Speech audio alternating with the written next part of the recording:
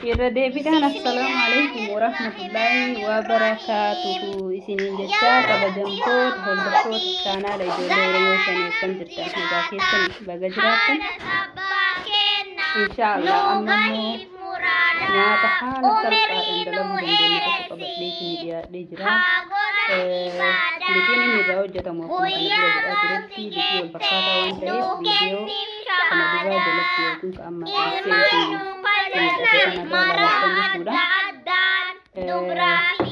wanni akka beeksisaatti si yaadachiisu wanta xiqqaa godhuudhaaf wantoonni itti daddabaltanis xixiqqaachuu qaba jechaadha. Kan isin agarsiisu waan hedduu yeroo takka waan hojjedhe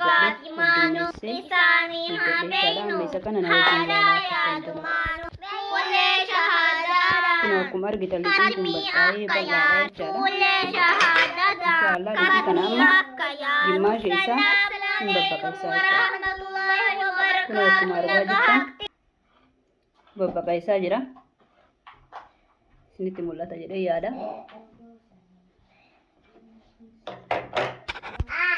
Inshaallah hordoftoota keenya isinitti agarsiisa. Amma akkatti asii achi marraa jechaadha. Lixii kun jalqaba isaati irraa agarsiisa.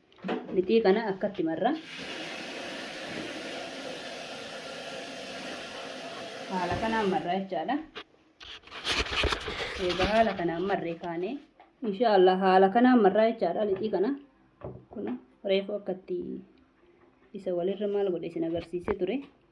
Amma haala kanaan marraa akka meeshaa nu keessa kaa'atuuf deemnu sanitti galutti jechaadha. Inshaallah amma meeshaan an qabu kana meeshaa kanatti galcha jechaadha. Kanatti amma lakkoofsa 6 fakkeesse. Lakkoofsa 6 fakkeesse keessa kaa'ee jira. Booda inni kun buqaayaa kana caalaa hin guutaa jechaadha. Kana fakkaata. Turtiin keessan wajjin haa ta'u isinitti tole. Laayik godhaa, sheer godhaa. Warri immoo kana dura maatii keenya ta'in sabskiraayib gochuun maatii keenya ta'a. Amma inshaallah killee irra dignaa jechaadha. Kunoo killee as keessaa qabna. Turime. Killee bulbulame as keessaa qabna jechuudha. Killee walumatti bu'uura fi adii isiillee walumatti jechuudha. Amma irra dignaa jechaadha inshaallah.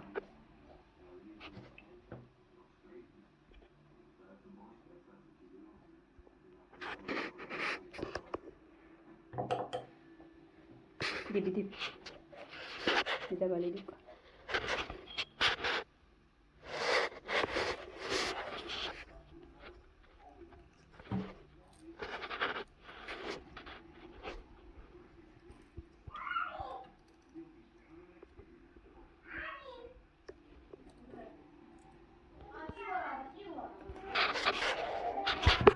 Aku garis dibde jirti masyaallah.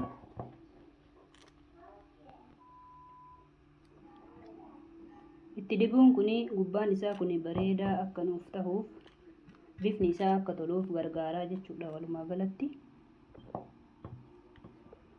Akkuma viidiyoo kana jalqaba irratti argitanitti wantoonni isa keessatti dabalame aannanii, kookosiidha, daakuu kookosii jechuudha. Irshoo dhadhaa yookiin foonii ta'uu danda'a. Mi'eessituu garaagaraa irdii hin qaba. Akkasumallee aga xiqqoo tokko bilaak siidii hin qaba. Batsoodaa gurraacha jechuudha. Kaameraa of keessaa qaba. Sooqidda qaba. Ammallee sukkara qaba jechaadha. Sukkara aguma xiqqoo qaba. Killee qaba jechaadha lixiin isaa. Lixii sanirraa wanta hedduu hojjetuu danda'a. Lixii wal fakkaataadha. Wantoota garaagaraa gosa barbaadan irraa dalaguu danda'an jechaadha. Kunoo amma kun asitti kana fakkaata. Asitti dalagamaa jiru immoo kana fakkaata jechaadha. Inshaallah viidiyoo garaagaraa keessatti akkaataa isa hojjedhee gadi isiniif dhiisaa yoo rabbi jedhe. Ammaaf inshaallah daawwadhaa akka ittiin hojjetamullee laala waan isiniin galle yoo jiraate koomentii jalatti na beeksisaa isiniin jedha. Inshaallah nyaata gosa garaagaraa qabadhee isinii dhiyaadha viidiyoo itti aanu keessattis. nyaata adda addaa jechuudha. Fakkeenyaaf qurxummiin akkaataa itti dalagamtu, foon lukkuu, ka horii, akkasumas dinnichi haala salphaa taheen, hundee diimaa, kaarotii fi nyaata garaagaraa inshaallah qabadhee isinii dhiyaadha.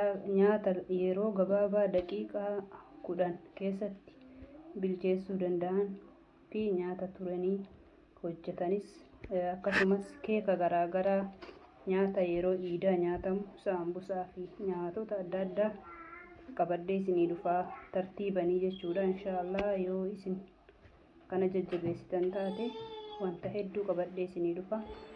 Viidiyoo keenya keessatti waa hedduutu jira jechuudha. Inshaallah barnoonni illee jira, barnoota amantaas jira, akkasumas barnoota afaan illee jira jechuudha. Afaan Oromoo chaalenjiin garaagaraa ka afaan Oromoo ka quraanarraa ijoollee wajjin godhamuun jira. Waa hedduutu jira jechuudha. Inshaallah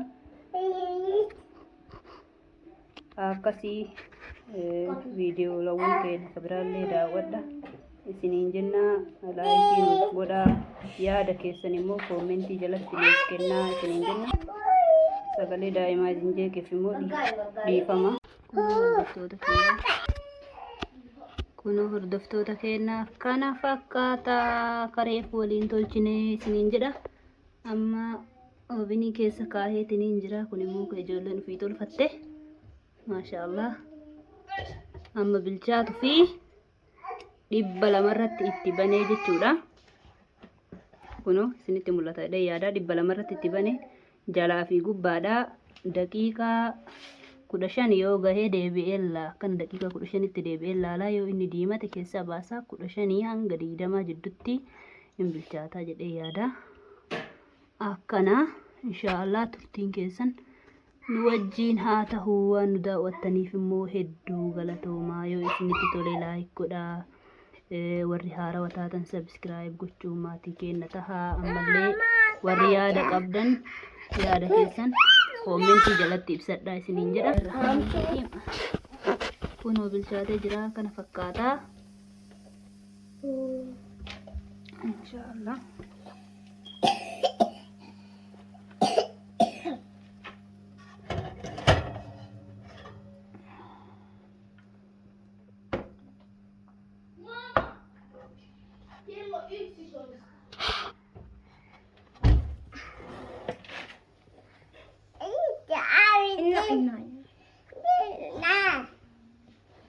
Mama says baby. Oh, go baby. Kana fakkaata jechuudha. Yoo isinitti tole laayik godhaa. Warri kana dura sabskiraayib hin godhin sabskiraayib godhuudhaan maatii keenya tahaa.